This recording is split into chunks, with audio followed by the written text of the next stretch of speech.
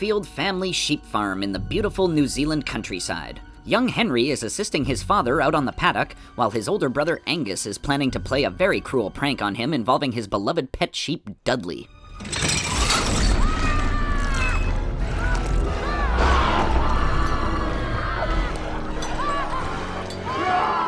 We jump ahead 15 years to find Henry has developed a phobia towards sheep following the evil trick played on him by Angus, as well as the death of their father. On the suggestion from his therapist, he's returning to the family farm after moving to the city some years ago, and he is selling his share of the business to Angus, who has been overseeing the operation. Right. That's for me, and that's for you. That'll buy you a lot of therapy. Meanwhile, a pair of hippy-dippy vegan environmental activists named Experience and Grant have snuck onto the property. They are investigating a secret laboratory on the premises where they believe inhumane genetic engineering experiments on sheep are taking place. Grant manages to make off with a container full of strange material, but while eluding the lab workers, the glass canister gets smashed, releasing whatever was inside of it.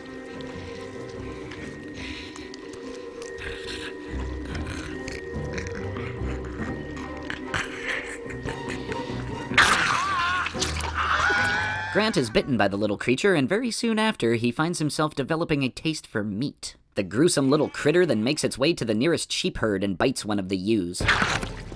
Back at the house, Henry catches up with the feisty housekeeper, Mrs. Mack, as well as his old friend Tucker, who is now the farm manager. Tucker takes Henry on a drive across the grounds to the top of the paddock. Along the way, they encounter Experience, who has been roaming the grounds searching for the missing Grant, when they notice smoke coming from a neighboring farmhouse. After finding the farmer dead inside, they realize that something is not quite right with the sheep.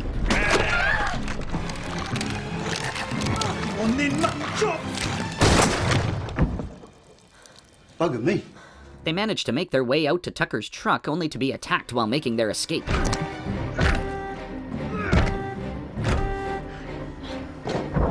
They're forced to abandon the vehicle, which ends up getting wrecked by the stupid sheep driving it. They now have to make the dangerous journey back to the main house by foot. Our heroes eventually find themselves inside the secret laboratory, down an intestine disposal pit, chased by sheep in an underground cave system, and narrowly escape a terrifying encounter with Grant, who has now become a full-on grotesque man-sheep mutation. This way! Come on! Meanwhile, Angus is giving a presentation to a group of investors and business people about the advances they've been making in agricultural science. And as you can imagine, it goes pretty smooth. Anybody who isn't horribly ripped to pieces turn into human sheep monsters. They finally make their way back to the big house, and with the help of Mrs. Mack and their trusty sheepdog, it's up to them to take back the farm. We'll make a farm girl out of you yet! This flick is just pure fun from beginning to end. All the sheep effects and makeup prosthetics were handled by the New Zealand-based Weta Workshop, best known for their association with Peter Jackson in the Lord of the Rings movies. It's 100% practical effects, and they do not skimp on the blood and guts. There is some outstanding gore in this picture, but it's so over the top you can't help but laugh maniacally. And also the fact that it's these dumb sheep causing all this mayhem definitely adds an extra layer of silliness to the proceedings. There are 40 million sheep in New Zealand, and they are pissed off.